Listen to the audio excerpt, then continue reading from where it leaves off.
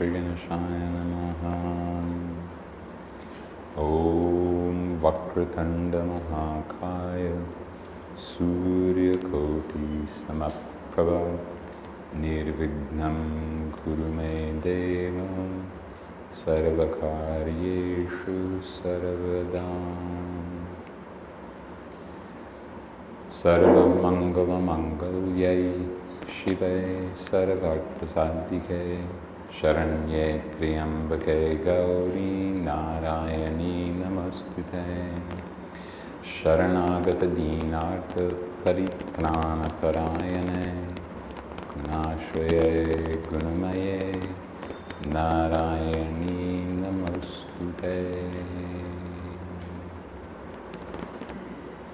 Good evening to everyone. It's a privilege to be able to come here to the Yoga Center and speak about Ayurveda. It's a challenge. It's a challenge in the sense that I don't know all of you, and as such I don't know how much you might know about Ayurveda or not know. So it will be my responsibility to try to make sure that I am able to convey something that is adequate to keep your attention for the period of time that we will be sitting here. And also to be able to do that in a way that will cover the different levels of knowledge about the subject that are present.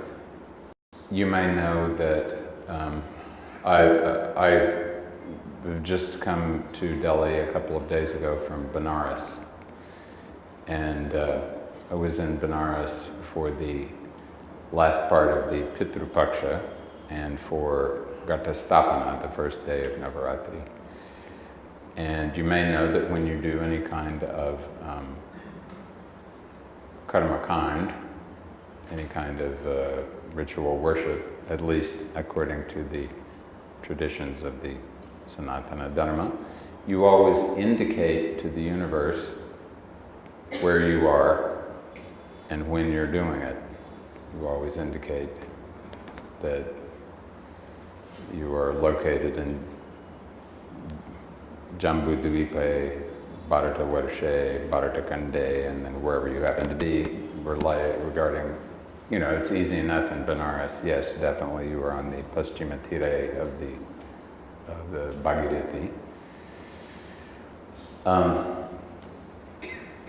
And you're also very interested in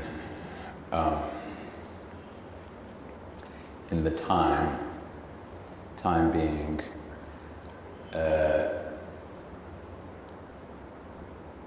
defined in a number of different ways, but usually in the context of the various vidyas that are present here in the world of classical Indian knowledge. In particular, the Tithi. Today is Chaturthi, and it is the Chaturthi of the Ashwin Navaratri. And of course it is Saturday. So some of you who are students of Jyotisha may know that when Chaturthi falls on a Saturday, that is a particularly good thing. It becomes a Siddha Tithi. So we can be happy about that. Happier than we are that the moon is still Neech. We're not as happy about that. We always, however, try to find ways to be as happy as possible. And we know that since Shani Maharaj is in Vrishchika, and we know that the moon is Nietzsche in Vrishchika. We also know that the moon and Shani are currently cohabiting. They've moved in with one another. Happily, the moon is not going to remain with Shani for very long. The moon will move on and visit all the other bhavas. Modern life is in many ways characterized by the effect of Shani on the moon. The moon, as you know, is very happy when it is large, prominent, and shining. The moon is not happy when it is dwindled. The moon is not happy when it is conjoined with a hard, astringent, dry, depressing, debilitating, ominous planet like Saturn, because it sucks up all of the rasa. And if you're alive, and if you're a human being, you're always looking for adequate juice in your life. That's what Ayurveda is all about, trying to facilitate your ability to get juiciness in your life, and to get it in such a way that it is digestible and also sustainable, and also not only will end up nourishing you, but hopefully the people around you and your family members and so on, because we're all part of not only our individual organisms, but of the big organism that is made up of the entire biosphere that we're living in and are part of. So, and I am not going to say anything more about the fact that everything I'm going to say this evening is all my opinion, other than to say that everything I'm going to say is all my opinion. Because it is. I've had great advantages. I've been able to actually survive attending the Ayurvedic college for 6 years. And I think the worst part were the katmals. 40 years ago, there were katmals everywhere in Hindustan. And in this way, I'm a strong proponent of poison. Because I'm very happy to notice that I can't remember, honestly, I should touch something wooden, when I last saw a katmal in Hindustan. I'm very pleased, because in the past they were everywhere. And they were tedious. And because it was an everyday thing. So, from the perspective of Raktadana,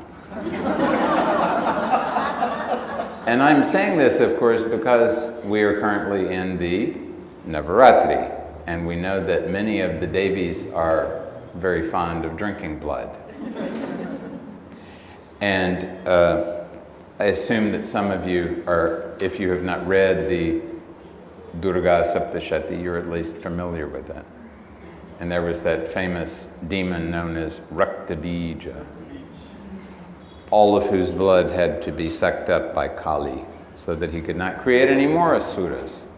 So there were times that I felt that perhaps that was what was happening to me. That hopefully it was my asuric nature that was being removed rather than, in any event. Have any of you actually read this Durga Sab, the Devi Mahatmya, the Chandi Path? And those of you who have read it know that there's some stuff at the front, a framing story, a couple of framing stories, and there's some stuff at the back explaining what happened afterwards. But there are three main stories, three main kathas in the text. And the details of these kathas are less important at the moment, except to some extent the middle one, since we are in the middle portion, the middle 3 days. And because the middle one is all about the death of the asura Mahisha. Mahisha, as you probably know, means bans, means buffalo. And buffaloes, I respect them. They provide milk. I've drunk a lot of buffalo milk in my life. But they're not well known as being intellectually superior animals. In fact, they are much better known as being embodiments of tamas. And embodiment of tamas is a very important thing to consider, particularly in general, as any human being. All human beings are being disturbed by tamas. Is there anyone who does not know that word, tamas? Interesting that though perhaps you are not students of Ayurveda or yoga or whatever, you know the word tamas. Because it's part of the language, it's part of the culture. There's a lot of Ayurveda that is part of the language and part of the culture. It's implicit in your understanding of life, whether you're aware of it or not. You know that Dai Kana Rat Ko Shayad Say Bolgam Ka Paida Hoga Badan Mein. You know that, there are various other things that you should eat at a certain time and should not do at another time. All of these, or not all, but many of these things have come from an understanding of what is the optimal way to interact with the environment so that you will maintain a general homeostasis. And that brings us to the first of our Sanskrit words up here, the word hita. Hita we can translate hita as meaning that which is beneficial for that which will promote. So the definition of Ayurveda, the most common definition, comes from the most common Ayurvedic text that we have extant, the Charaka Samhita. And I should, just for the purpose of being precise, note that when we talk, most people, when they talk about Ayurveda nowadays, they're talking about the Sanskritic version of Ayurveda that has been collected in a number of samhitas, the Brihat Triyi, the big three samhitas, being the Charaka and Sushruta samhitas and the Ashtanga Hridayam, but several other texts, but that was part of a professionalized tradition of physicians who, and there's the sociological complications and that led to their development of this particular tradition. This is not the only tradition of Ayurveda in the world, in India or in the other places where Ayurveda is common, Sri Lanka, Nepal, and possibly even to some extent still in Pakistan or Bangladesh. There are several traditions that have not been written down, that are not based in the so-called high tradition of Sanskrit, but that still may be very valuable and useful, even if they're not as widely known and perhaps are not as thoroughly detailed. But I'm going to limit myself this evening to the Sanskritic tradition, since it's the one in which I was educated and the one that I know best. And in that tradition, the definition of Ayurveda from the Charaka Samhita is hita hitam sukham dukham ayustasya hita hitam manancha tacha yatroktam ayurveda sa uchate. So, hita hitam sukham dukham. That which is beneficial for, that which will promote sukha, and that which will promote dukkha. Sukha literally means good space. The syllable ka means akasha, nabasa. So the word akasha means space. And it means really that sort of space that has materiality to it. what they call in quantum mechanics the vacuum energy or the quantum field. The fabric of space is what Akasha is. And when all of the different spaces in your life are relatively well established and balanced and harmonious, then you can say that you have sukha. Sukha is always a relative thing. Lord Buddha made it a point of saying, in fact, that sarvam dukkham. Not that everything is misery, because that would be a miserable way to live if everything was always miserable. What he meant was that everything was ultimately not satisfying, because you can't remain in a state of sukha all the time. Things will be going along very well, and then your environment, either your internal environment or very often your external environment, will interfere with your having everything in equilibrium, and then you either have to cause your external environment to change, or especially when you live in a big giant environment like a megacity, like this very megacity, usually it will be you who has to change, because you trying to change the environment of 20 million people is not going to happen. I was in Benares last week, and as I believe many of you know, the MP for Benares is now also running the country. And I was, on the one hand, pleased to see that Benares was not any dirtier than it had been. And I certainly could not identify that the Ganga was any dirtier than it had been. And I certainly salute the Panta Pradhan for attempting to clean up the Ganga. But I just can't see quite exactly how that... Perhaps it will happen automatically, I don't know. But it is an extremely big and difficult thing to do. So even when you're in Benares, the Ganga is a major, maybe the major part of your experience. But you can't, there was a time that you could go drink directly from the Ganga. That time is long gone. So you have to acknowledge that this is a real part of your environment, and you have to adapt yourself to living there. So sukha is what we're trying to move in the direction of. Dukkha is often where we end up.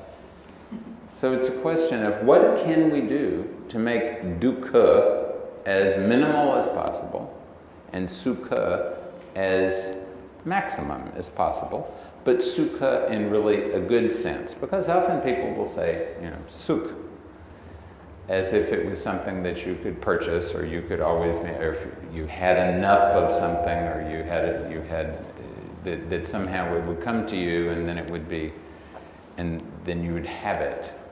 But it's not something that you possess. It's something that you experience. It's something that you are in a state of. And that's what Ayurveda is interested in. The Sushruta Samhita, which is basically a text on surgery. And we have plastic surgery in the modern world because of the Sushruta Samhita, because almost 200 years ago, when Sushruta was translated into German, people took out a couple of operations and started using them. You can still find that operation in surgical textbooks today, the pedicle graft operation. Undoubtedly, it's been improved, but that's what medicine and surgery is all about, improving and changing. Ayurveda has improved and changed and altered quite a bit over the centuries and millennia. In fact, before, the very reason for the form of Ayurveda that we have it in now is because there was a shift from the kind of Ayurveda that lived in that was used in the Vedic era. Because the word Ayurveda it was employed because Ayurveda is traditionally supposed to be the Upaveda, the secondary body of knowledge, to the Atharva Veda, something that assists the Atharva Veda in being well used. And the Atharva Veda is all about trying to do practical things in the world, like treat disease. Ayurveda back at that time was a shamanic medical system. Individuals who had developed great personal power by employing the mantras of the Vedas would have patients come to them, and then they would use maybe a root or a fruit or a leaf, but it was less from the kind of way we're using it nowadays. You cook them all together and come up with Chyavanprash and take it and then hope that you will remain, if not immortal, then less mortal. It was much more a matter of the prana. Is there anyone who doesn't know that word prana? Prana. So, prana means chi. Prana means the life force. The thing that inspires all life. The thing that takes a zygote, a one cell, sperm and egg come together, and causes it to expand and grow and turn into the human organism of many trillions of cells and many complicated interactions of all kinds of neurons and other cells and hormones and so on. And of course the interaction of the 7+ billion humans on the planet and all of that is being managed by this force of prana. You can't see it, taste it, touch it. You can feel it if you were sensitive. You don't have to be that sensitive, but you have to be able to pay attention to what's going on in you if you want to be able to experience what prana is. And as a student of Jyotish, I tend to think in archetypal terms. I find that very useful. And when I think about the world in which you and I are currently living, it strikes me that we are living in Rahu world. Because as you may know, Rahu is a head that has no body attached to it. But when I think of Rahu, I think of the fact that people, and I'm one of them, spend a lot of time on the internet. And in order to do that, you have to look at a screen. And on the screen, there are patterns moving. They're never stopping. They're only stopping if for some reason your browser has got stuck or whatever. So they're shadows. But shadows can be very powerful things. They don't have any inherent, this is an inherent physical thing. I can touch it, I can feel it. You can't touch the shadow, you can't smell the shadow, but the shadow can cause you to weep, the shadow can cause you to laugh, the shadow can get you involved in it, the shadow can force you to run around and do all kinds of things. So the further that we get into this artificial subtle world that we're creating for ourselves, the subtle world has always been there, the world, the archetypal world, the world of thoughts and emotions and all kinds of human things going on in a non-physical way. But now humans are replicating this in an external kind of form, kind of like putting two mirrors together and seeing it, the image of those mirrors recede into infinity in both directions. The difficulty is that, as with many things that are addictive, it is very easy to be addicted to this sort of thing. And the more addicted you are to that, the more your attention will be grabbed by that. The 9 planets in Jyotish are not called 9 planets, they're called the Navagrahas. And the word graha means to grasp, to grip.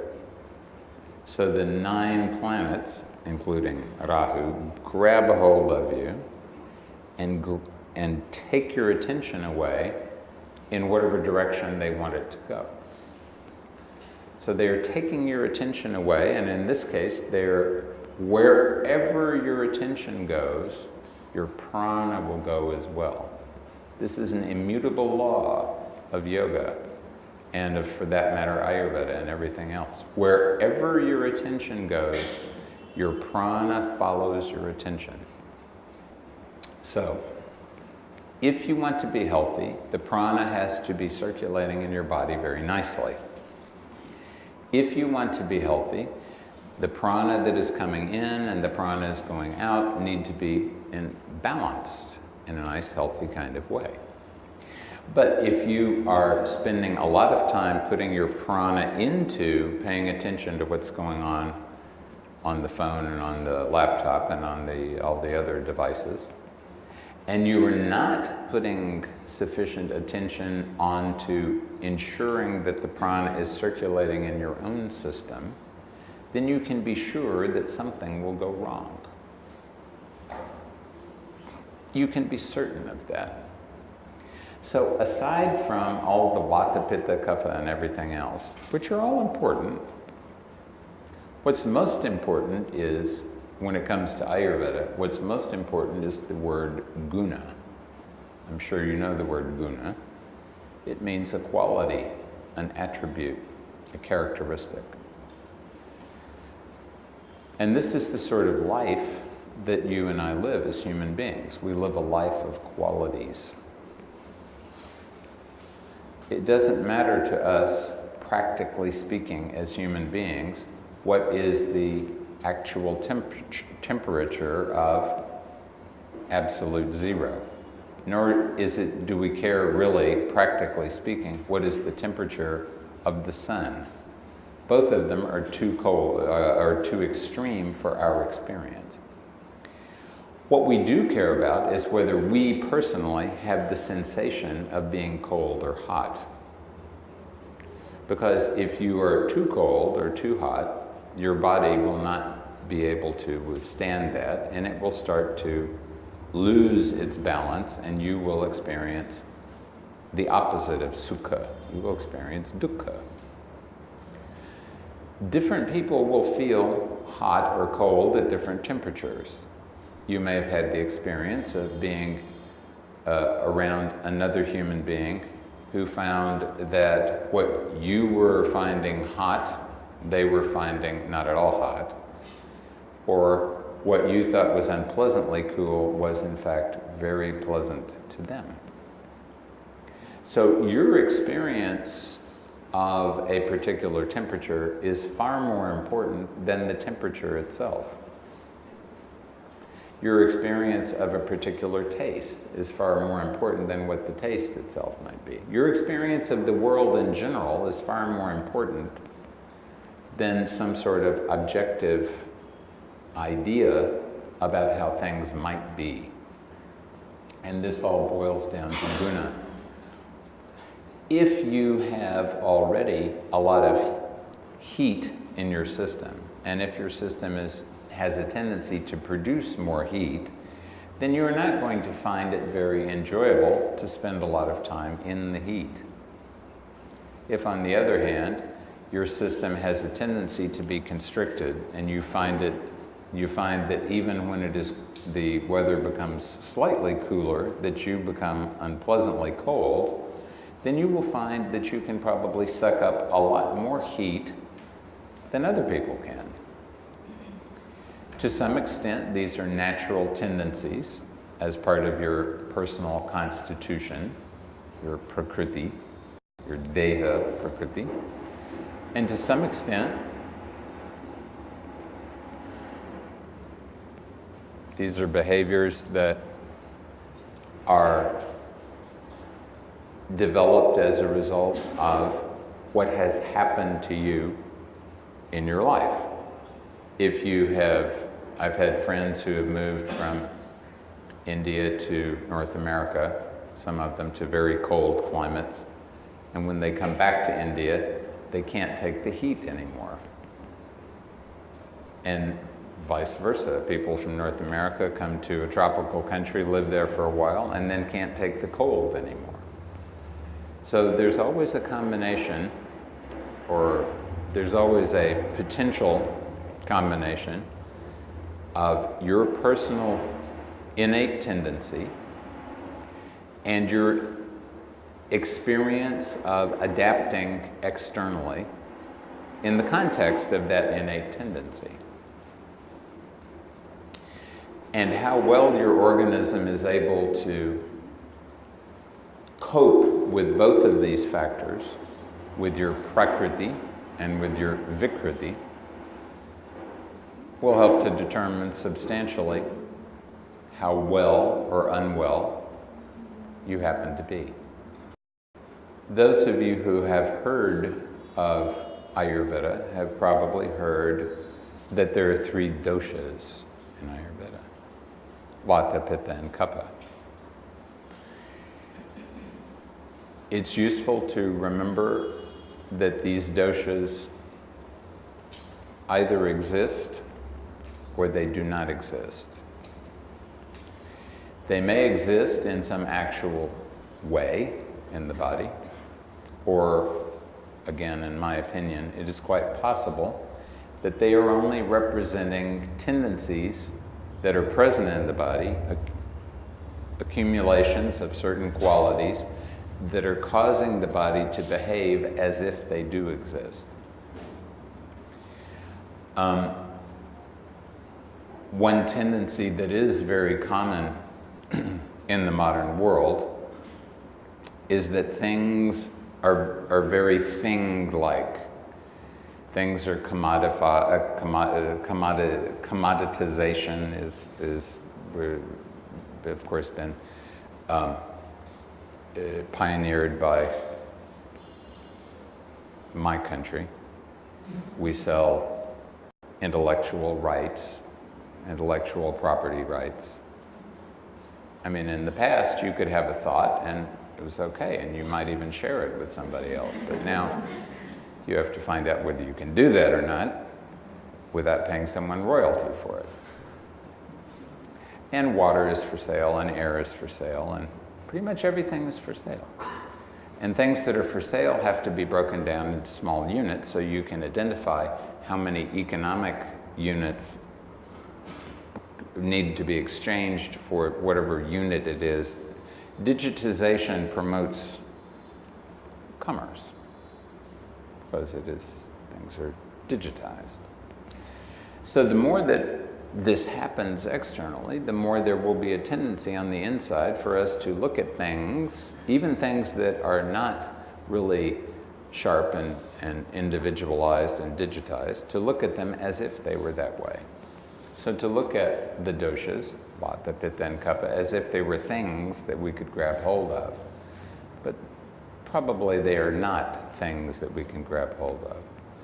So, particularly because, you know, the word dosha, of course, means a mistake, a fault, something that not only either has gone wrong or could cause something else to go wrong. And that's the reason that this is applied to those 3 factors, Vata, Pitta, and Kapha. Because there are things that when they are out of balance, encourage everything else to go out of balance. When they are disturbed, they encourage everything else to become more disturbed. And I have found that often when people teach about Ayurveda, this is what they teach, that this is all that the doshas do. But if you look in the texts, they comment that as long as the doshas, the 3 doshas, Vata, Pitta, and Kapha, as long as they are in the right amount in the organism, and as long as they are balanced with one another, we don't call them doshas. We call them instead dhatu. Dhatu means specifically a tissue, but dhatu means a thing that supports the body. So in fact, this vata, pitta, and kapha are very important parts of the physiology. And as long as they're balanced, they support the body. If they are in balance, but they're increased quantity, if there's more force of these forces than there should be, then we still don't call them doshas as long as they're not out of balance. We might call them, however, mullas. A mulla means a waste product. So even then, we're not insulting them by calling them doshas. We're saying that they are, and a waste product is something that your body cannot use at that moment, that has to be thrown out. So even then, we're not saying that the doshas are bad things. We're just saying that if you have too much of them, you need to get rid of the too much, and then you maintain the balance, and then everything all returns to in the direction of where it should be. It's only when they are too much and that they are out of balance that the problem occurs. And they go out of balance if you encourage the qualities that make them up to become increased in your system. So in the case of vata, for example, vata is the most troublesome of the doshas because it is it's the one that goes out of balance most easily. And vata is very similar to prana. In fact, the only difference between vata and prana is that prana always knows what is the right thing to do and always tries to do it. And vata usually does not have full information about what the right thing to do is, but is enthusiastic about doing things anyway. Prana is something that always centers itself deeply in the tissues. Vata is eccentric. It's off of center. It is not evenly and agreeably distributed in all of the body. It tends to accumulate in one area. And it can accumulate anywhere, though it often will accumulate in the large intestine and or in the lungs, because these are the two most important organs for bringing in prana from the outside environment. The lungs take in the prana from the air, and the large intestine takes in the prana from the food. Yes, the small intestine takes in all of the details from the food, all of the carbohydrates and fats and proteins and so on, but the large intestine takes the prana out of the food. Now, of course, from the practical point of view, suppose you were to have a large megalopolis, kind of like this one, in which the air quality was not very good, kind of like in this one. And that means that your lungs are going to be under stress all the time. And because your lungs are under stress all the time, there's always going to be the possibility for vata to go out of balance. Because if your lungs are always under stress, when your organism tries to take in prana, often what will happen is it will take in the life force, but your system can't maintain the integrity of the life force very well. So instead of causing your tissues to feel invigorated, it will often tend to cause you instead to have a large amount of nervous energy. So this is what vata basically is, nervous energy. And when there's a lot of vata in your system, you have a lot of nervous energy. And you will always, the thing about prana is you want to store prana in your tissues. Storing prana in your tissues makes your tissues feel stable, makes your tissues feel well nourished, makes your tissues feel calm.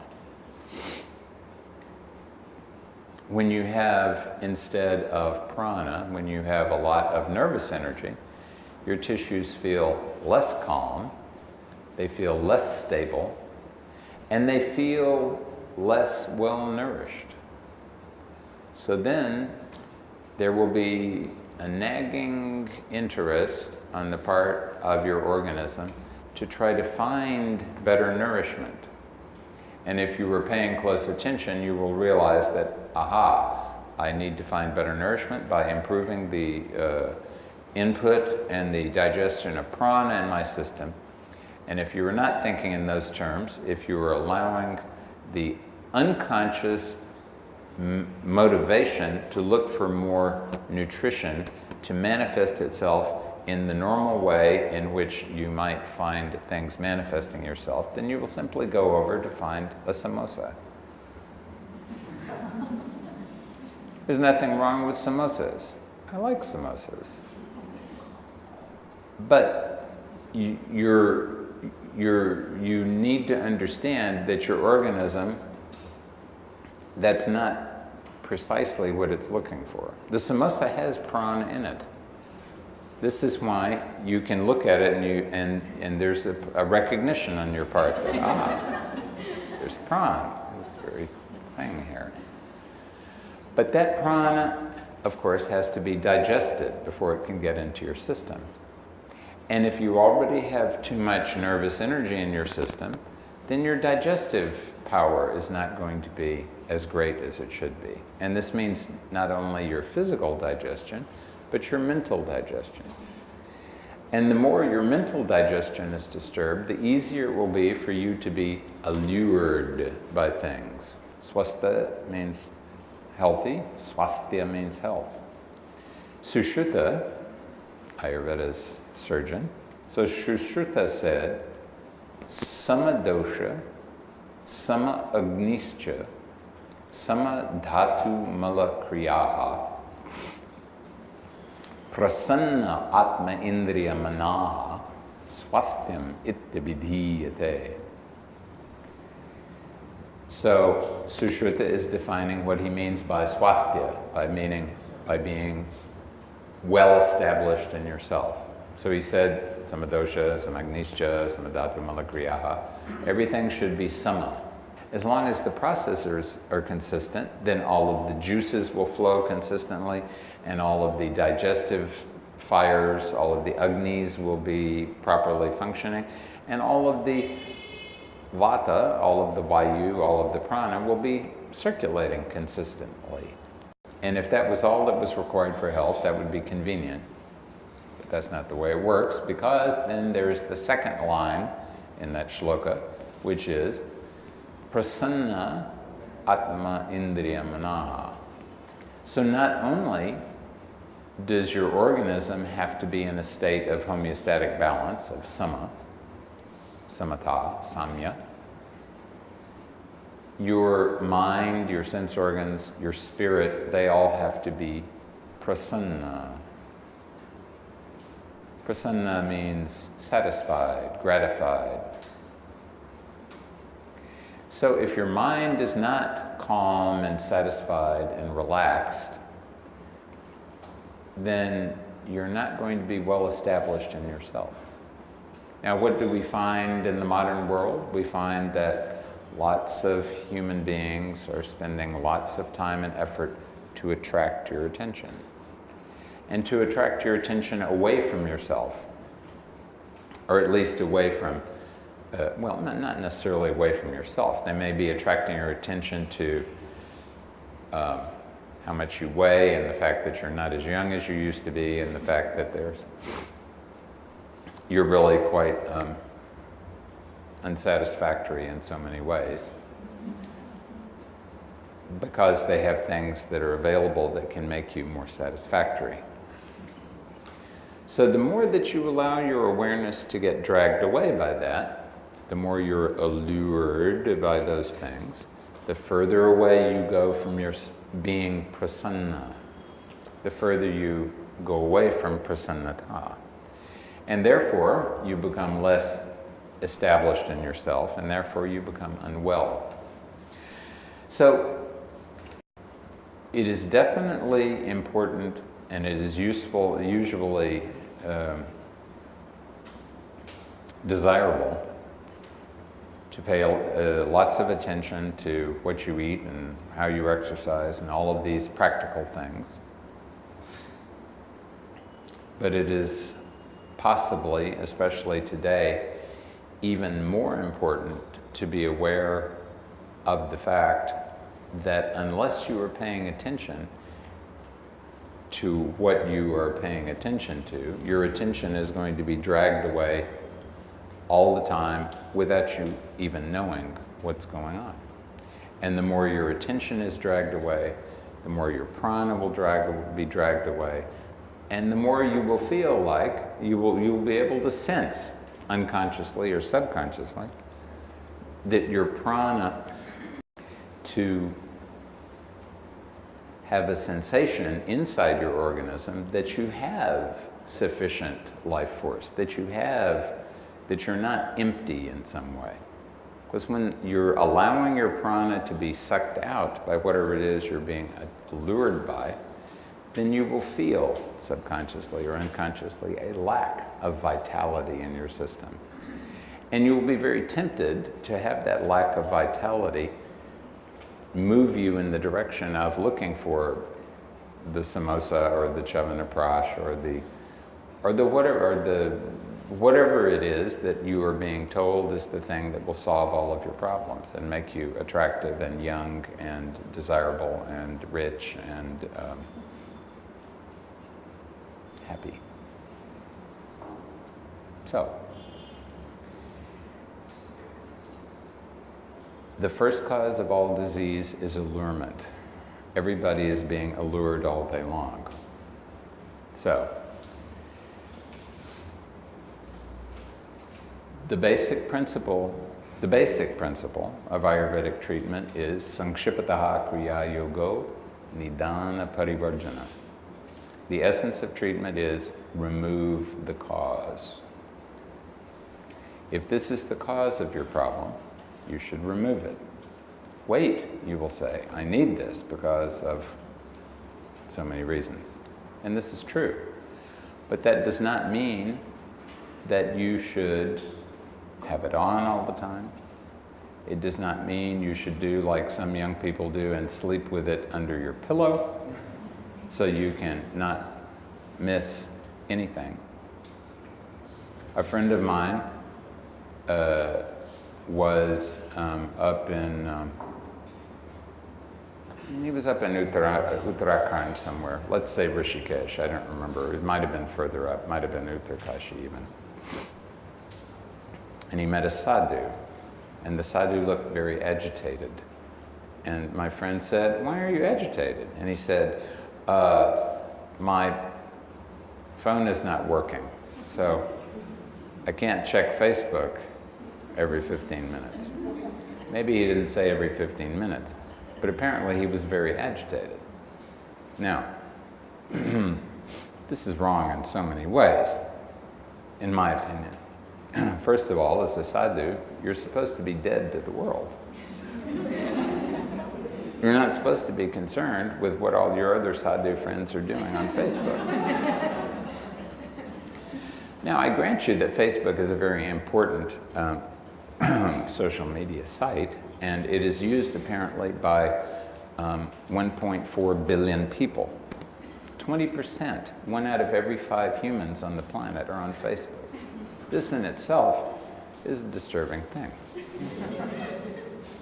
Just because this one platform has dragged, never before has this, occasionally, you know, okay, the World Cup final, maybe you get a couple of billion people watching it, maybe 3. But that's just for a couple of hours.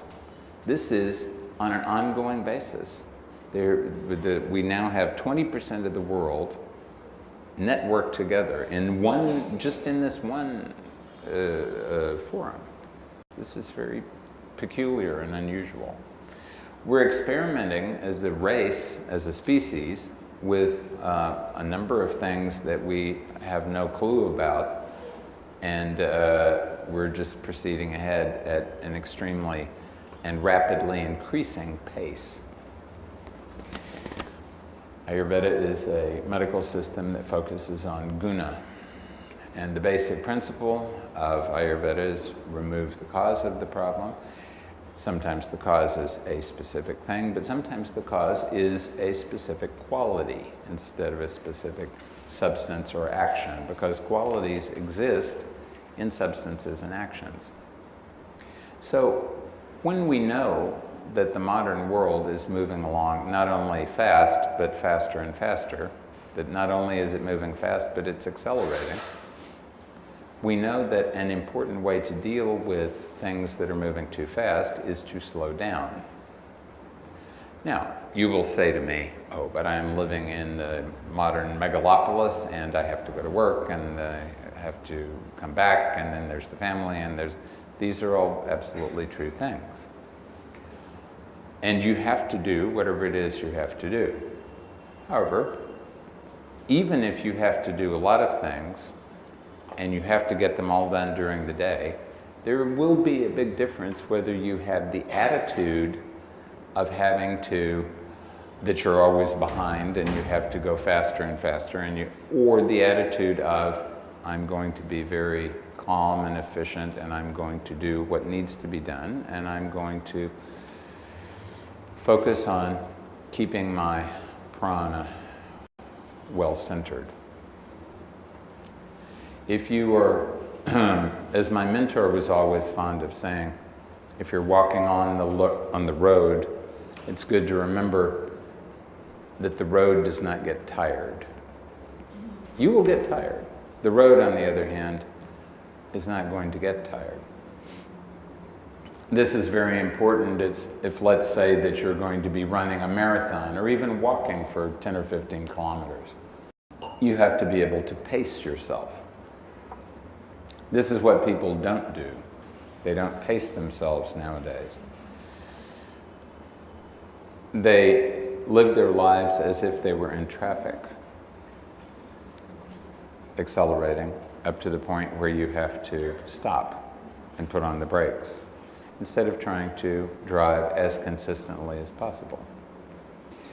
We should all be trying to live as consistently as possible, because start and stop driving wears out your car, and start and stop living wears out your body. So the very practical, yes, Ayurveda is all about vanaspatis and minerals and things like that, but more important it is that if the cause of your problem is that life is too fast, then you need to find ways to slow down. If the cause of your problem is that you're spending too much time on your devices, then you need to have just out of curiosity, do we have a Hindi word for device? Upakarana. So, you should have the Upakarana Upavasa.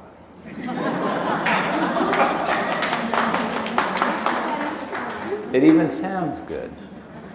But if you're going to do Upavasa, I mean, people are doing Upavasa all during this Navaratri in different ways. Maybe they're skipping their lunch, or maybe they're only eating.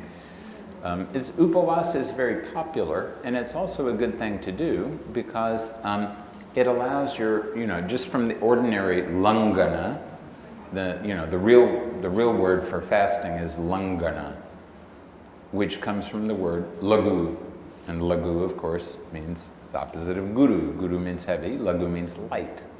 So the purpose of langana is to create more lightness, more of the quality of lightness, less of the quality of heaviness in the body, because the digestive fire is light.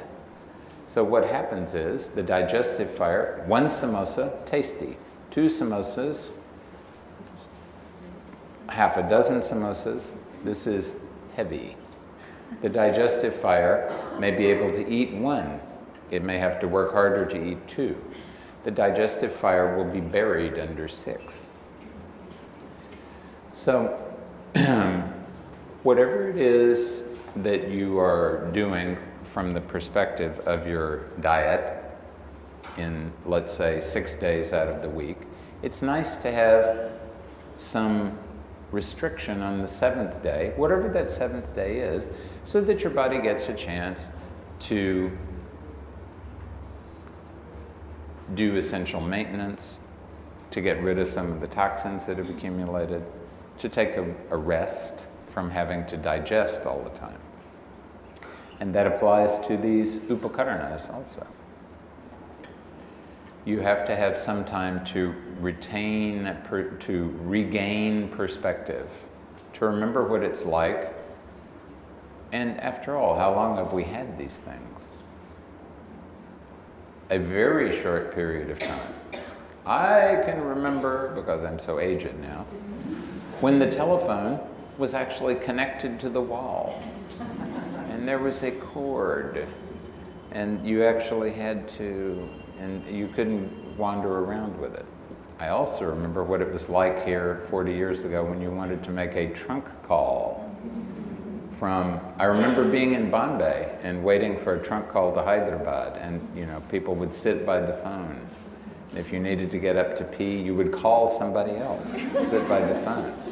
Because if you missed it, it would be another day and a half before you could get through to it again. Now everything has completely changed. Now, a million new mobile phone connections a month in India, and that's been going on for several years. So it's completely different now, but it's only been a few years that we're doing this. And we do know that there is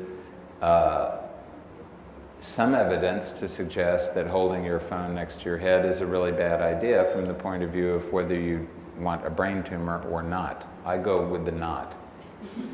As I just had a friend who died from one 3 months ago that may have been influenced by that. So, here is a practical thing. No, it is not written in the textbooks, but it's still a very practical thing, which is always use a hands-free device on your phone, especially if you're driving, but at all times. This is a practical thing. It is a simple thing. It may not be as convenient from your current perspective, but your body will appreciate it. Staying away, turning your device off for a day.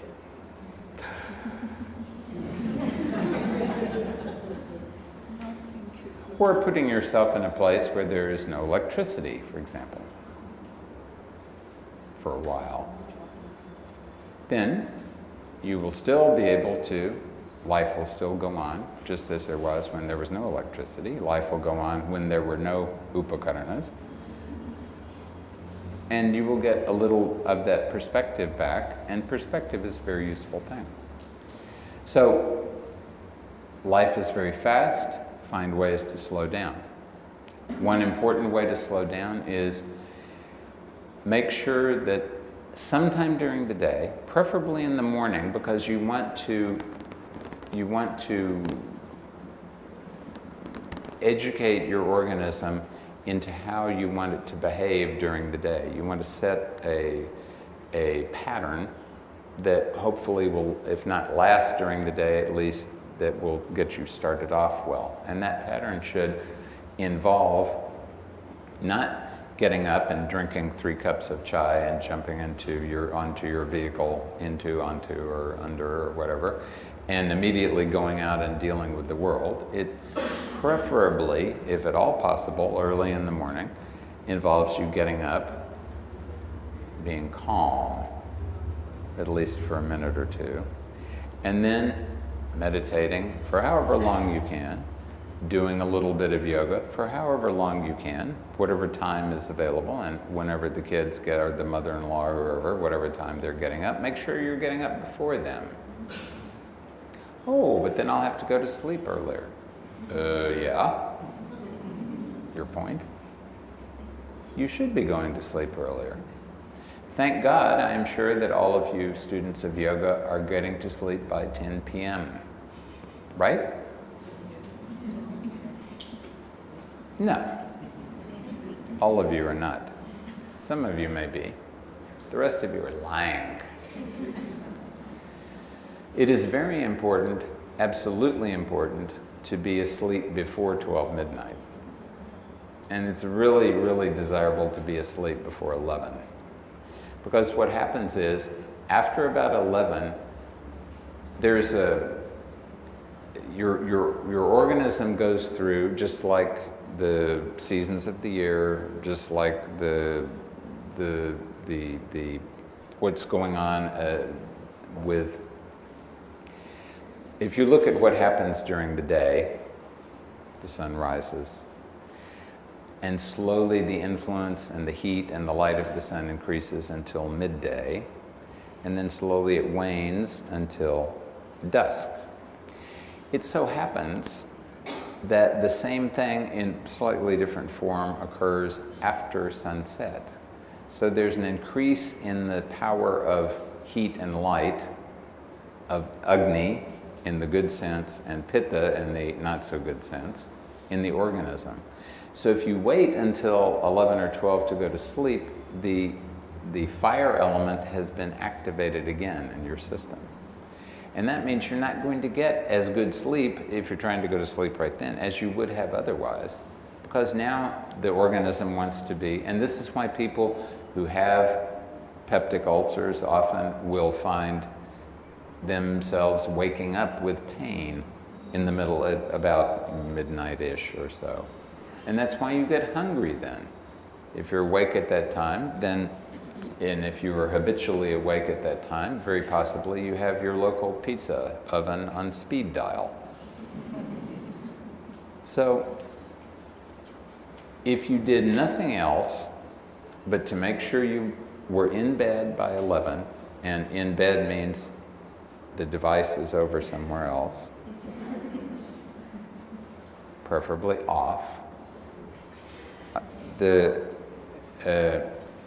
I found that young people are very reluctant to ever turn the device off. Maybe they minimize it in some way or make it unable to make a lot of noise, but still it should not be off. But it should be off. Off is good, because then it can be turned on again. Because if it is not off, then that may disturb the quality of your sleep. And we are finding, the modern science is finding that lack of adequate sleep can cause all sorts of problems. It can make all sorts of problems worse, even including things that you would not think might be influenced by that, like diabetes. So, if you wanted just in a very, very easy, simple thing to do, okay, maybe not simple given the rest of your family, but potentially simple. Make sure that you're in bed by 11, and make sure that you finished eating by 8. That you ate by 8. So that you had a couple of hours for the food to digest and get out of your stomach before you lay down. Otherwise, you eat a lot of food, immediately go and lie down, and then you're moving it, you're requesting your body to do two different things. One is to put a lot of blood into your digestive tract in order to work on all of the food, and the other is to go to sleep and do nothing. So that's confusing to the organism. You don't want to confuse your organism. You want to give it a very clear indication of what you want it to do, and then it's likely to do good things for you and behave in an appropriate way. So this Ayurveda focuses and puts a lot of emphasis on dinacharya and Ritucharya. Deen Acharya. Acharya, the word Acharya, of course, means a teacher. But in this case, it comes from, in fact, the word Acharya comes from achara. And no, we do not mean spicy mango pickle. Achara, coming from the word chara, which means to move. So achara is a particular way of moving. How you move through the world. So dinacharya means how do you move through your day? And your day should start just like the day starts. You should start slowly, move to the main activity in the middle of the day, and then reduce your activity as the rest of the day goes to an end. Human beings have a limited amount of decision-making capability. Some people have estimated as little as 1 hour per day total. So, if you know that you have important decisions to make, you're always better off making them, as far as, if possible, in the morning, when you are more likely, assuming that you have not jumped up and consumed a triple espresso and what have you. Assuming that, because the morning has a greater quality of calm and stability to it, which is related to the dosha kapha. And kapha is consistent, and it is juicy, and it lubricates the system, and it promotes stability. And that's the time that you want to be making decisions. Not so much in the afternoon, which is the time when vata is more predominant. And vata is very good for being flustered, and vata is very good for being confused. Vata is not good for making decisions. Now, so we can be sure that because life is fast, finding ways to make your own life slower is desirable and will give you good results. Because life is complicated, the simpler you can make your own life, the better it will be. Obviously, there are always going to be complications, but if you don't have to make all of your life complex, if you can find ways to make it simple, maybe this means have a simple furniture in your house. Who knows what it is? But the quality of simplicity, in whatever way you can induce it or inject it or involve it in your life, will benefit you as if it was a medicine. Because it is a medicine. Because it is dealing with that causative factor that is encouraging you to be out of balance. The causative factor caused complexity. Why should complexity cause disease?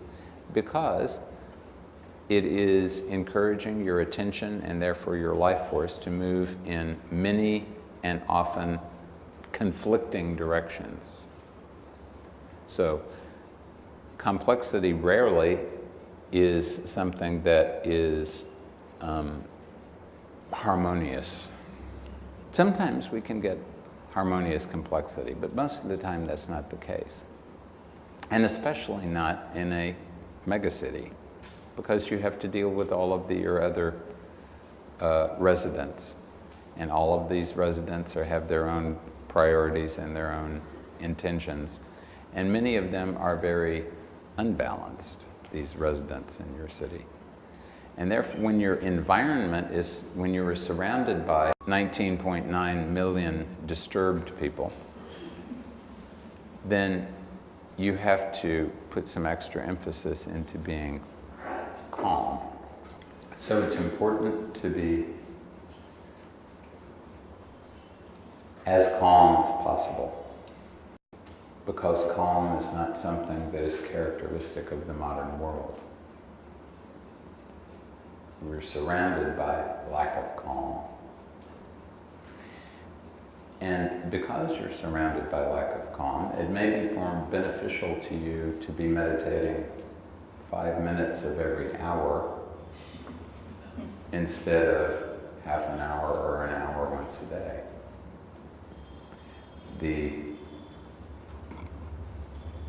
Buddhist teacher Thich Nhat Hanh encouraged people to either, when the phone would ring, to wait for a breath before answering the phone, so that you had time to inhale, time to exhale, time to center yourself before you dealt with whatever calamity was on the other end. But at least you had time to prepare yourself, however, in whatever kind of minor way. Some people, there nowadays, at least in the US, you have clocks that will strike a chime every hour. And that chime will remind you that you should stop what you're doing and take one breath or two breaths or three breaths. And again, return yourself to a condition where your prana is flowing easily. If you're exercising or taking a long walk or whatever, you're going to find it easier to do so if you are not panting for breath. That means when you find your pace, you know that you found your pace when you're doing whatever it is you're doing, and you're not losing your breath. The breath should always be kept moving in a nice, consistent way. The more complex life is, the greater the tendency to constrict, sankoch. The greater the tendency, when you're constricted, to breathe just from the upper part of your chest. And then you don't get complete exchange of oxygen and carbon dioxide. Then you don't get an adequate amount of prana in your system. And then your tissues feel like they're being starved of prana. And then you go out and start looking for samosas. So if instead you're making it a point to breathe properly, you will find that automatically your system will, your organism, your tissues will feel more nourished by that prana, and you will feel less hungry in whatever way. And of course what happens, because we're human beings, the hunger is actually for prana, but we allow ourselves to be convinced that the hunger is for food or alcohol or tobacco or loud music or whatever it is that we are most interested in indulging in. In my opinion, modern life is always going to promote aggravation of vata, because vata is fast, because vata is eccentric, because vata is light as opposed to heavy. In this case, light means subtle. And things like these upakaranas, these devices, are providing us with lots of subtlety. They're providing us with, instead of, if you meet someone in person, you have not only, you're speaking with them, not only is their body language involved, but you're also smelling, there are cues that are happening from being in the same physiological space as that person is. When you're not in the same physiological space, it is because it is less tied down to the physical body, then your physical body is losing one of those cues that assists it to be well established in itself. Your body is taking in cues all the time, whether you're aware of it or not. Your body is always looking for, it's always listening for the background noise of the environment. This is why sometimes I've seen that people who live in cities, who go out into a very quiet part of the country, can't sleep because they don't have the background noise that they're getting from the city. Or they can't sleep because they feel uneasy because it's too dark, because or too whatever. They're away from their conventional environment. Vata is less physical. So pretty much everything that we're doing nowadays, start and stop, very active, and of course fear increases Vata. And there's so many things to fear. The Taliban, ISIS, who knows when, the next calamity will occur.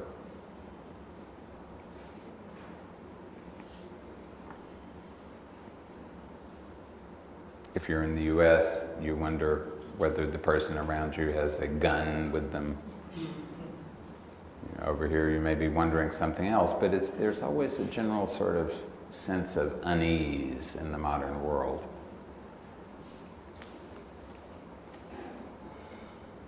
And that sense of unease and generalized anxiety increases Vata also. So, it is said in Ayurveda that Vata is the strongest of the doshas because it is the easiest one to go out of balance and the most difficult one to put back into balance. So rarely will you find it useless to try to encourage Vata to be more under control. And because Vata is unstable, unpredictable, therefore having a nice daily routine automatically encourages Vata to be more stable, more well regulated. And because Vata is very light and dry especially, this is why Ayurveda is so fond of oil, medicated oil. Applying it to your body. You don't have to apply a lot of it. You in fact only have to apply enough of it so that your skin is smooth. Let's say just before you have a bath. Now, of course, I hope none of you actually use soap on your skin, because that is a bad thing for your skin. Oil, small amount of oil, not very much. If you don't apply too much, you don't even need soap to wash it off. But the oil is very useful because each one, your skin is filled with nerve endings.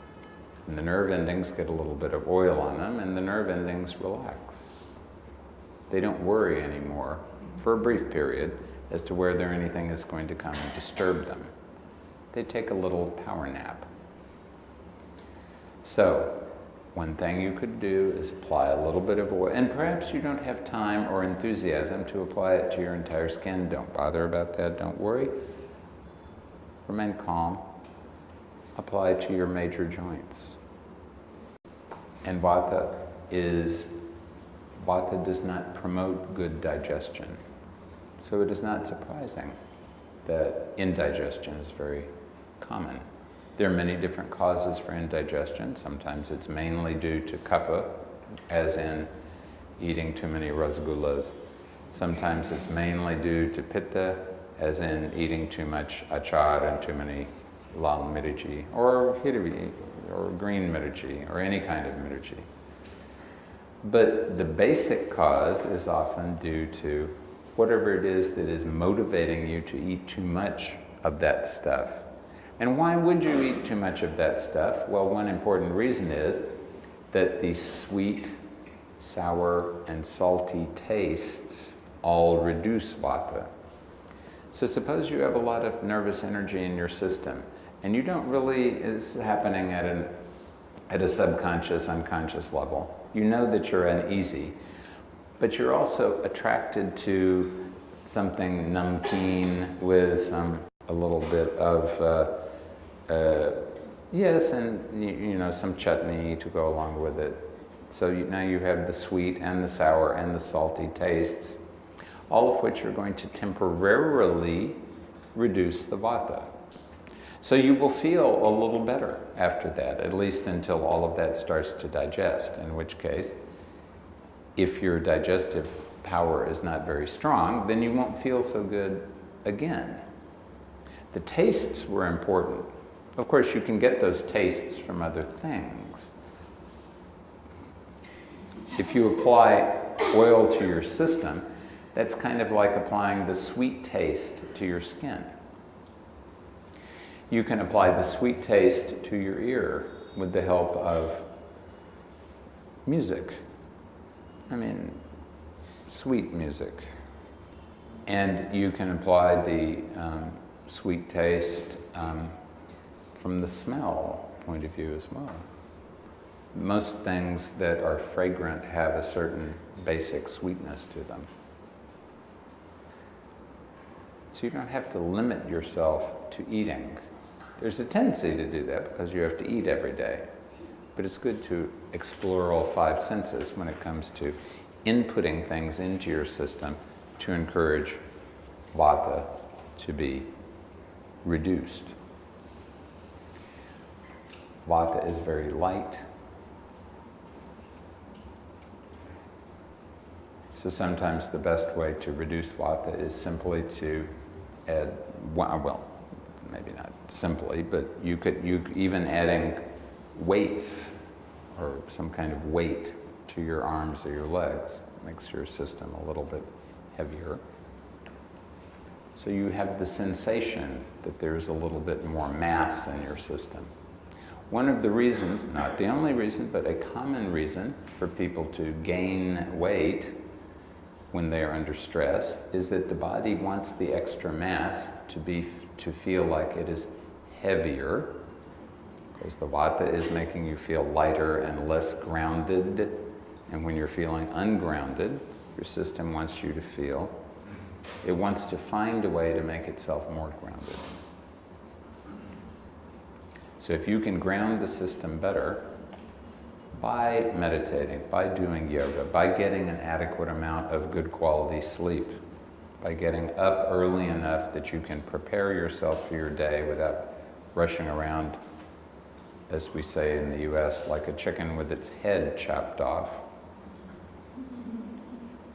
then automatically you are encouraging vata to start moving in the right direction at the beginning of the day, and then there's a greater chance that during the remainder of the day, it will at least try to move in the right direction. Vata does not encourage good digestion. So when in doubt, have soup, or have khichdi, especially mung khichdi. Mung is easier to digest and also more filled with sattva than the other types of things. Here's a question that I would like to address here. Vata disease is an umbrella term that includes musculoskeletal diseases. How can ulcers also be caused by the dosha of vata? And how to balance vata in particular and the other doshas in general?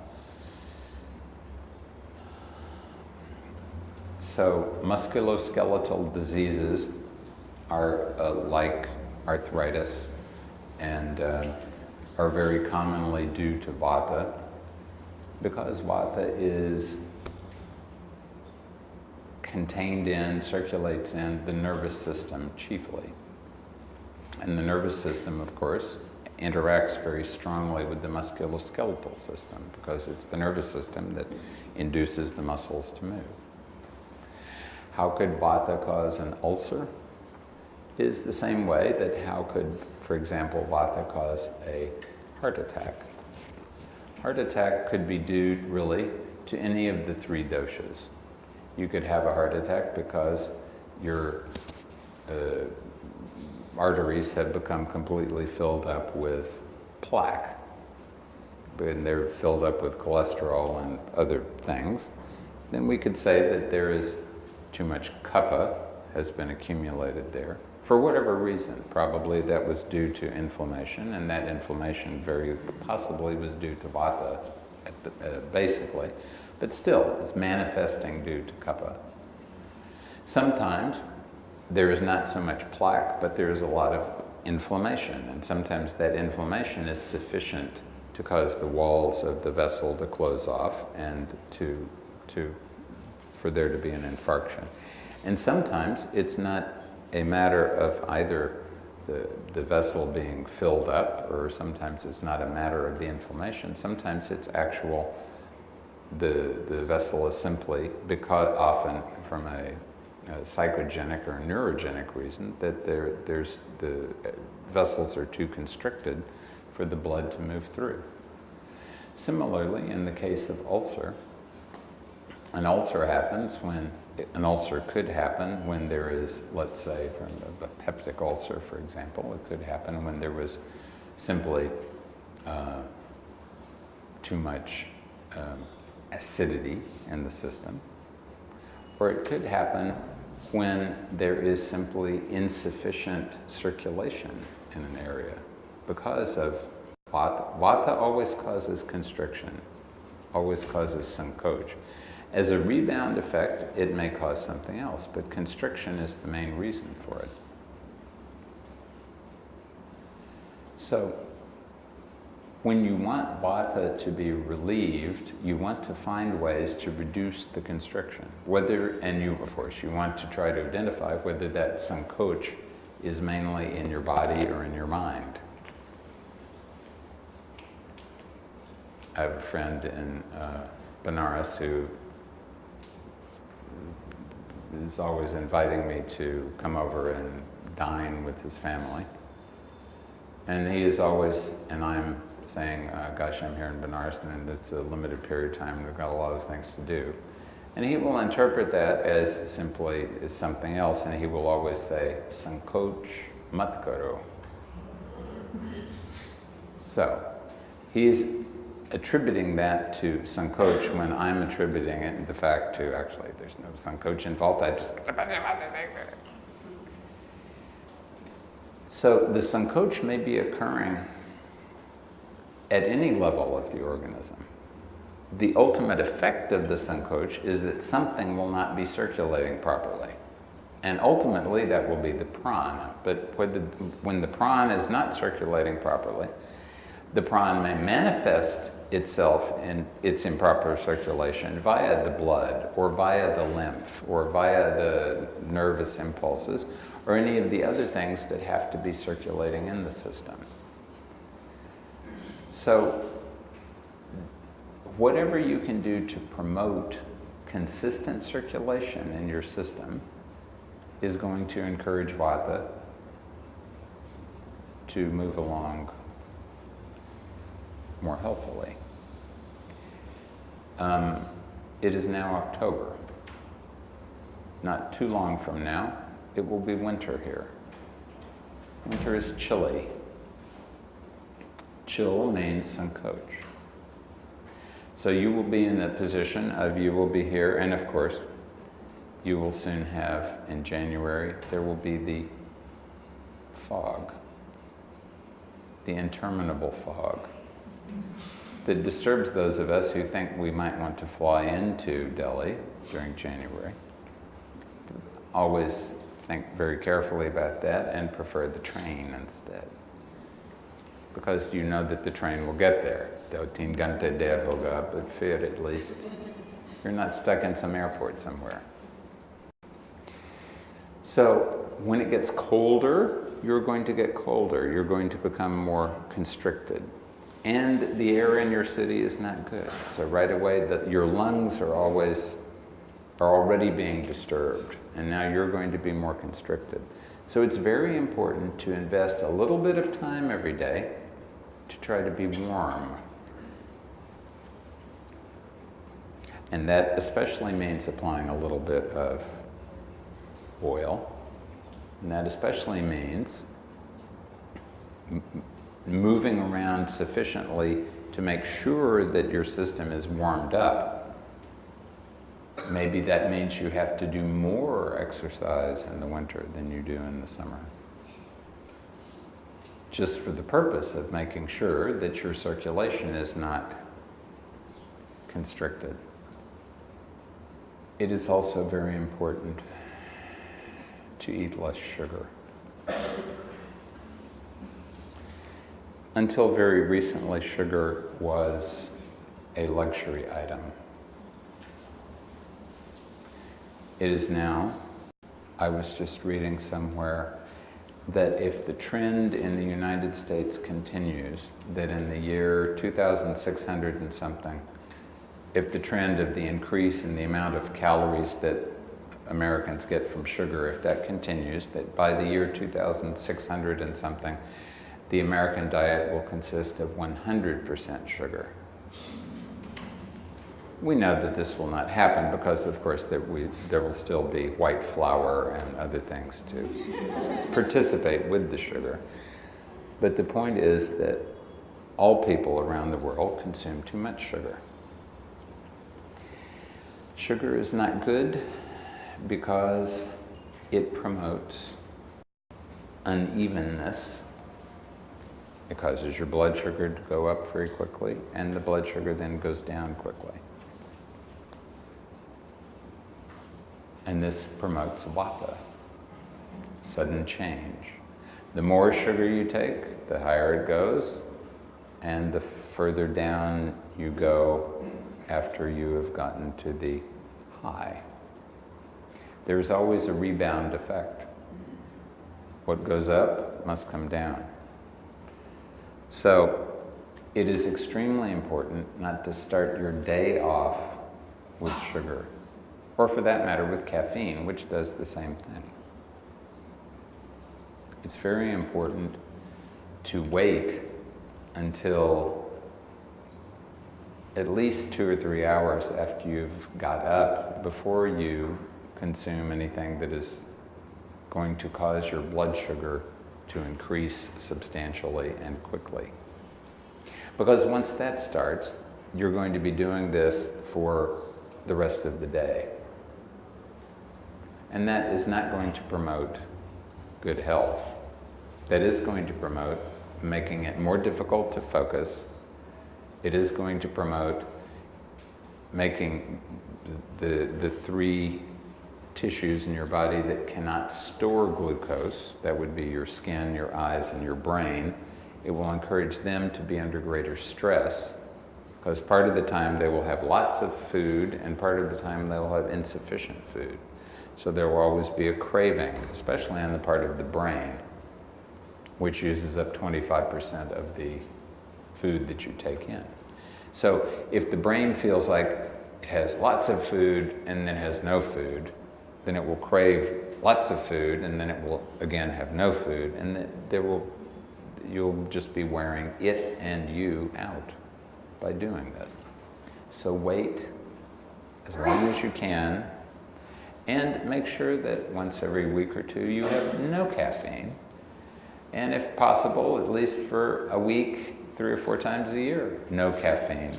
And this applies to any other addiction you might have, so that your organism remembers what it's like when it doesn't have those things.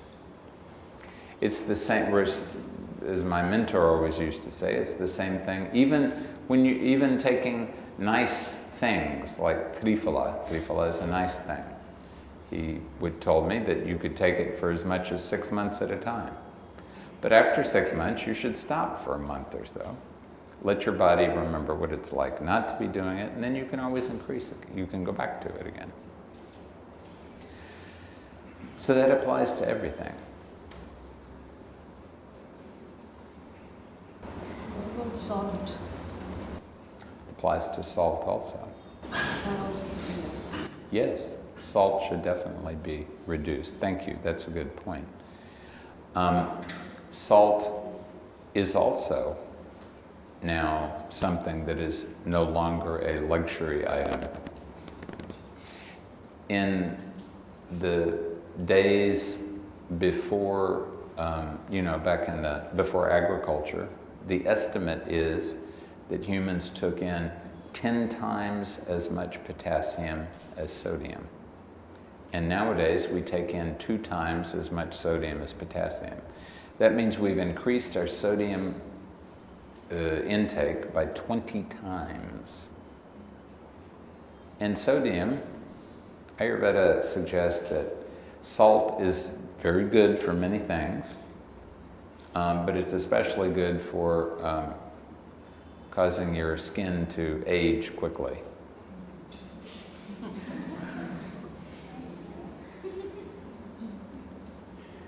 So, less salt is better. And going without salt periodically is very good, even for a day at a time, again, just to make sure. But the challenge is that, and it's the same with masala, and it's the same with everything else. You start eating a little, and then if you're not, if you're not maintaining your sense organs in a healthy way, you will find that you get to a certain level of eating salt or sugar or whatever it is, or chilies, and it's not quite as satisfying as it used to be. So then you increase it a little more. Then you increase it a little more. And then pretty soon, that's all that your food consists of. Masala, sugar, salt. And then problems occur. Ati sarvatra varjayet. Excess should be avoided in all things. But the world we live in is a world of excess. So looking into your own life and your own experience and finding those areas in which you are already excessive, and finding ways that you can experiment with trying to be less excessive will always benefit you. Vegetarianism. I would argue that eating large amounts of meat does, in fact, have very tangible consequences. So, Ayurveda is not a vegetarian medical system, though people have told me that it is in the past. If you look in the texts, you will find that they mention that eating meat may be a desirable thing when it is appropriate for you. If there are moments when your organism requires it, that's the time you should be eating it. Ayurveda has never said that anything is bad or good. In fact, the Charak Samhita says very clearly that everything, every substance and every action in the world can be used as medicine. It does mention, however, that if you intend to eat meat, you're better off eating venison. Venison is the meat of the deer, or goat, and that you should never become habituated to beef or pork, because they're not healthy. There's nothing like a moral sense in the traditional Ayurveda. The morality involves making sure that you are healthy and you consume what is appropriate, what is hita for you to be healthy, and not do what is ahita for you, what is going to promote ill health. That being said, generally speaking, there is great benefit in not consuming a large amount of protein, because protein is inefficient fuel for the body, and when it burns in the system, it produces a lot of acidic waste. It is certainly useful for people who are very vata aggravated to eat 6 or 8 times a day. Small amounts, small, easily digested. So no, not samosas 6 to 8 times a day. I like samosas, but they're not per se, this is not something that will easily be digested by your system. So if you're going to eat 6 or 8 times a day, it should be 6 or khichdi or something, again, that is not going to be complicated for your system to digest. But that really should only be the case for people whose vata is really disturbed. Otherwise, you should be eating as infrequently as possible so that you're not keeping your digestive tract always in a state of digesting something. You should not be stimulating your stomach all the time, because that's not what it was engineered to do. It was engineered to, and let's face it, it was engineered to have food occasionally and for there always to be a season of the year where there was almost no food. So the fact of modern life that we have food, especially this last 50 or 60 years, we have food available to us 24 hours a day, as much as you want, of whatever kind you want. This is completely abnormal. And unless you are always doing something to restrain yourself, you're going to be tempted to move in that direction because the temptation is being broadcast to you all the time. So, all the more reason to at least have one day every week or one day every 2 weeks where you're restricting yourself so that you're actively saying, I'm not going to put stuff into my system today. I'm going to let the system rest, let it do maintenance, let it get rid of some of the toxins, and also actively be comfortable by being restricted and by saying to myself that I'm willing to go back to what it was like when we were not the way we are. Back to diet for just a moment. Ayurveda seems to promote a lacto-vegetarian diet. Well, that's Ayurveda as it manifested in the context of, as the particular cultural context, first of all, of the people that developed Ayurveda in its current form, and as it now manifests in the culture in which it is now manifesting. Modern Western research says avoiding all animal products promotes health and reverses all diseases, including cancer. And of course, other research says something else.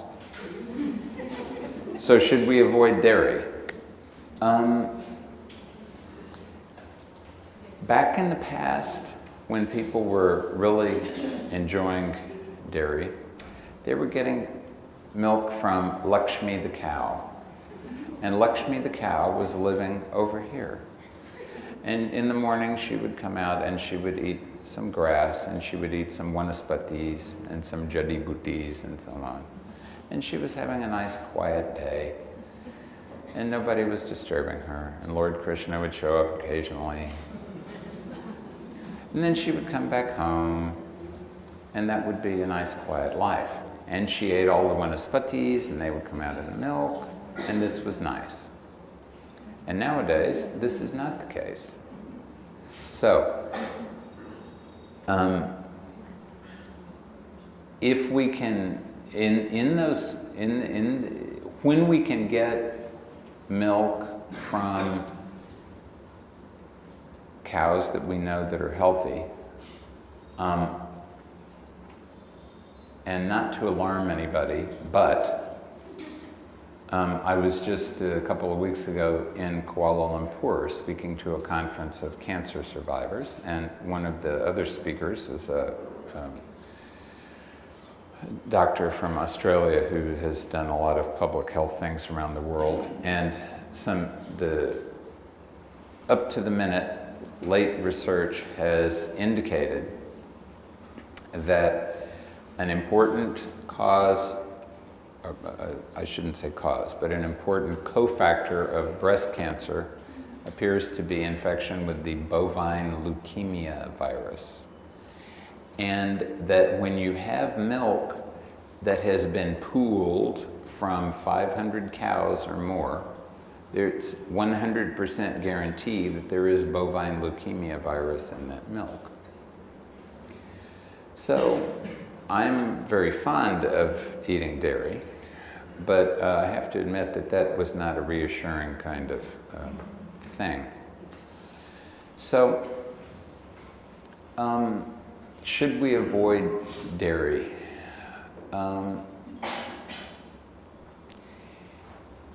It is probably good to be consuming a minimum amount of it.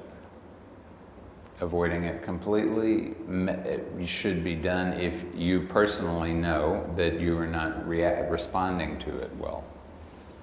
And I certainly know, and there was At the behest of my mentor, for 6 years, I lived solely on fruit and dairy. And I enjoyed that. Of course, I was 40 years younger. At this stage, I find that I cannot consume as much as I did back then because I just don't have the digestive fire anymore. The most important thing is you have to ask yourself whether what you're eating you are actually digesting. That's the most important thing. It's not what you eat, it's what you digest. And for that matter, it's not what you digest that's really important, it's what you absorb. Frankly, what you absorb is less important than what you assimilate, which is in fact even less important than what you actually utilize. So you should be only consuming as much as you absolutely know that you're going to utilize. And this is where we have to go back into taking some time on a daily, weekly, monthly, annual, and basis, and spending some time with yourself and asking yourself. Many people nowadays don't even know when they're hungry. There's a big difference between mental hunger, emotional hunger, physical hunger. Many people have no idea about physical hunger because they're always consuming something. Which is another reason to, let's say, take a day out where you're only consuming water. And then you'll be able to have a different experience of life than the one that you normally do. And then, if you do that a few times and start paying attention, and how you pay attention, this will depend on you. For some people, it's useful to visualize having an inner eye. That's E-Y-E as opposed to I. Most of us have the inner capital I. But so that you're actually visualizing looking around in your body and seeing what you see there. Now, obviously, you're not using your physical eye to do that, but your physical eye is only the organ for the sense of sight. And the sense of sight is not limited to that organ because we're visualizing things all the time. In fact, the sense of sight is the most important sense for humanity as a whole. In my opinion, that's because we're the only species that we know of that actually uses fire. And fire is the element, fire is the element that's in charge of the sense of sight. But sight is very important to us. And so if you try to employ that on the inside rather than just on the outside, then you will very likely obtain some useful info. So, please take a look on the inside. You're always going to be attracted to the outside. So counteract that tendency of being externalized by being able to bring your awareness towards the inside. Even a few minutes a day will have an effect. Even a few minutes at a time will have an effect. And on that note, what I can tell you is Lokas samastas sukhino bhavantu. Lokas samastas sukhino bhavantu. Lokas samastas sukhino bhavantu. Namaste.